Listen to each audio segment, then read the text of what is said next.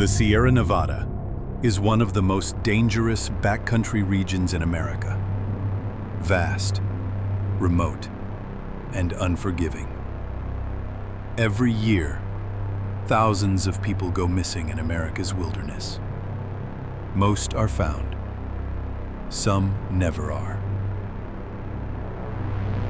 I thought I was safe. I was wrong.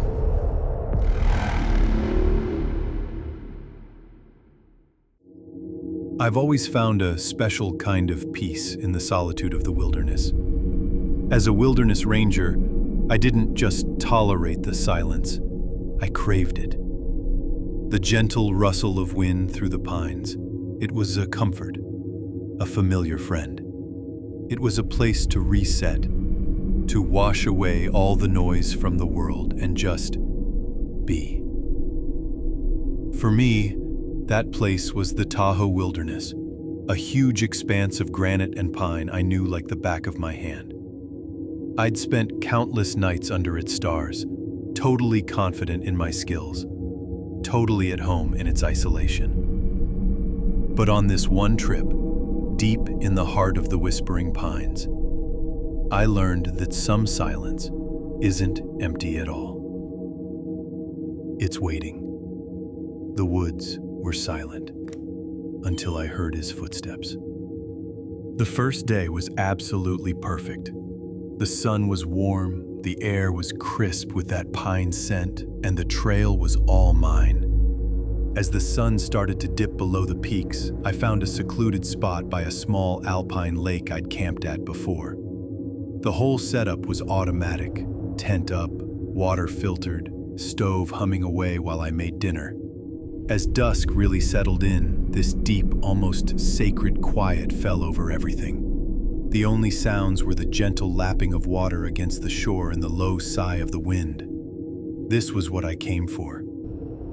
I was sitting on a granite slab, watching the last bits of orange and pink fade from the sky, when I heard it, a single, sharp crunch.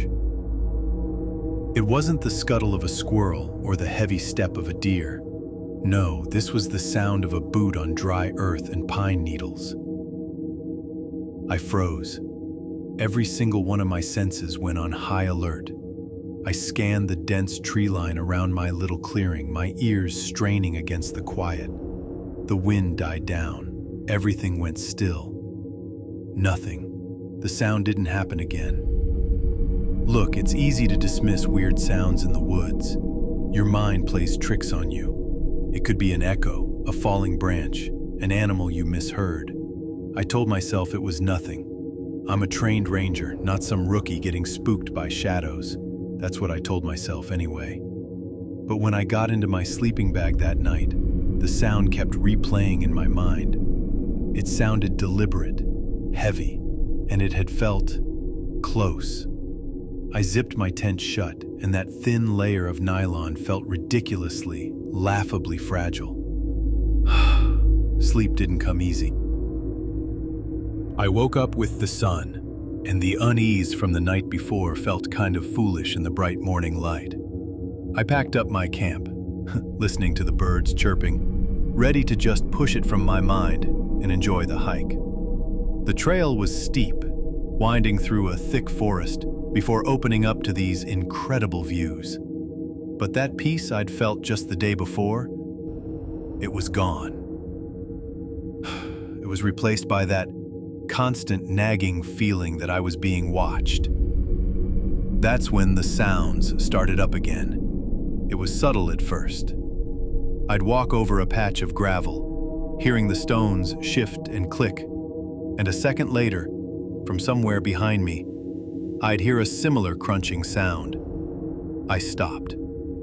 The sound stopped. I started walking again, faster this time. The scuff of my boot on a root, loud in the quiet. And from behind me, the exact same sound. This wasn't an echo. An echo doesn't wait for you. A cold dread, the kind that starts in your stomach and creeps up your spine, began to set in. This was a game.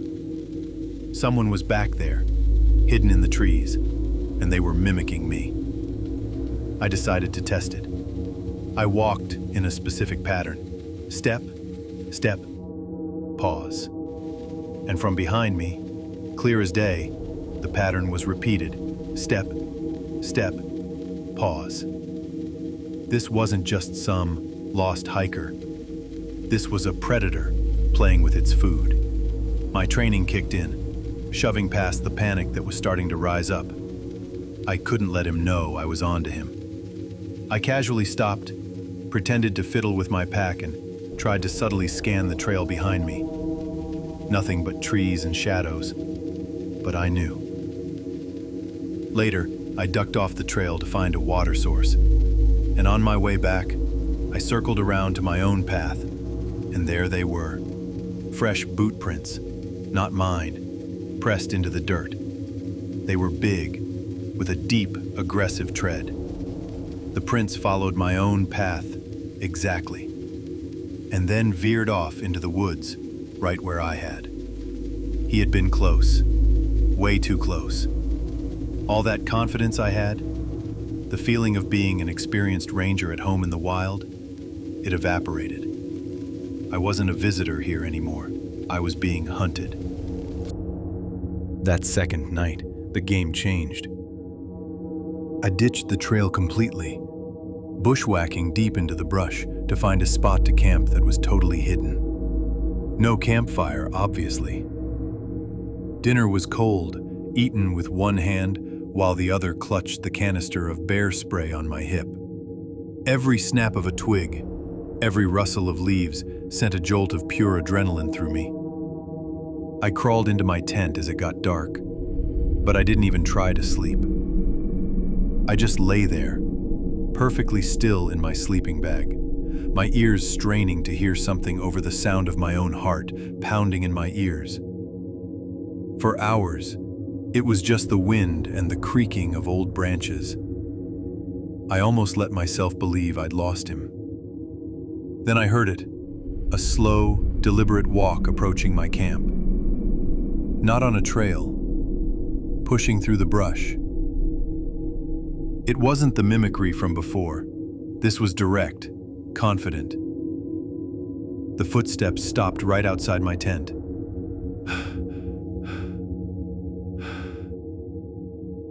The silence that came next was maybe the most terrifying thing I have ever experienced. It was so heavy, so full of intent, you could almost feel it. I could feel someone standing on the other side of that thin nylon wall. And then I heard breathing, a slow, deep, raspy inhale, followed by an equally slow exhale. It was so close, I swear I could feel the heat of it through the tent wall. I was completely paralyzed, just frozen in that pure animal fear. Every instinct was screaming at me to run, to scream, to do something. But my body wouldn't move. I just lay there, stiff as a board, gripping that can of bear spray. I have no idea how long it lasted. Seconds, minutes. It felt like an eternity. The breathing just continued, a slow, steady rhythm of absolute terror just inches from my head. Then, as silently as it came, the presence was gone. The footsteps faded back into the darkness. I didn't move a muscle until the first rays of sunlight came through the trees. There was no more hiking. There was no more trip. There was only escape. That third day was just a blur of frantic, desperate movement. I didn't care about my original route. My only goal was the trailhead, miles away. I didn't stop for a break, didn't stop for food. I just moved, running on nothing but fear and adrenaline. My own ragged gasps for air deafening me. Every few minutes, I'd whip my head around, half expecting to see a figure step out of the trees. I never did, but I could hear him. The footsteps were back, but they were different now. He wasn't mimicking me anymore. He was just there. A constant, relentless presence in the distance. A sound that just said, "I'm still here. I'm letting you run. The mental game was brutal. I felt like an animal being herded, like my frantic escape was just part of his sick entertainment. The terrain was grueling, but I barely noticed my lungs burning or my legs aching. My entire world had shrunk down to the trail in front of me and the sound of the man behind me. Hours just melted together. Then, finally, through a break in the trees, I saw it. The glint of sun off a car windshield. The trailhead. A wave of relief so strong it nearly buckled my knees washed over me. I burst out of the forest and into the gravel parking lot, basically stumbling toward my truck. My hands were shaking so badly, I could barely get the keys in the lock. As I threw my pack in the back and slammed the door, I looked back at the tree line. The woods were silent again. The footsteps had stopped the second I broke through the trees. He stood there and watched me get away. I drove away from that place as fast as I could, but it wasn't over. The fear followed me home.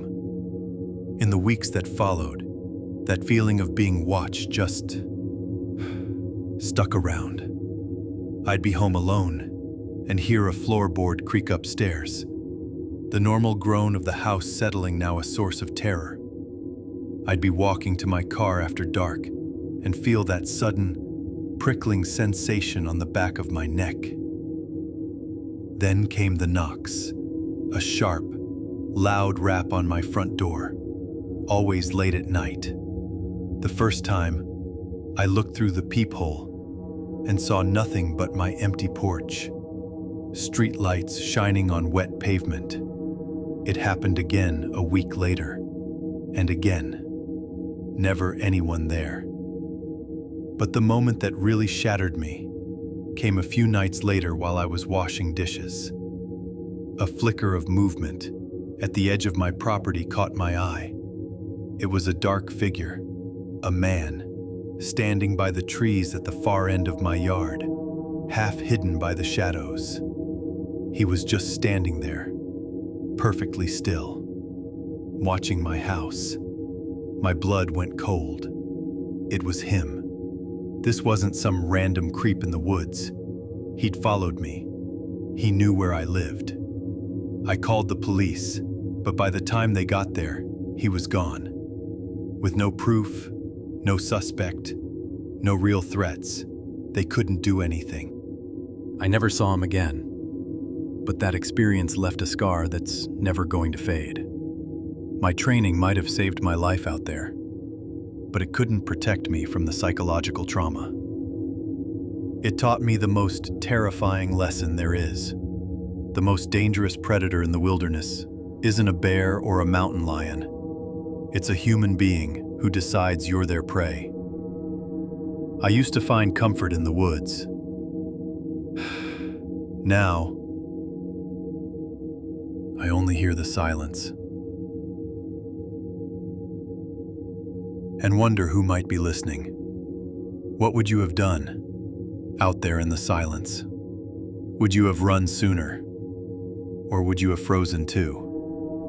If you have a story you'd like to share, you can submit it to the email in the description below. For more stories that will make you question the silence, be sure to like this video and subscribe to the channel.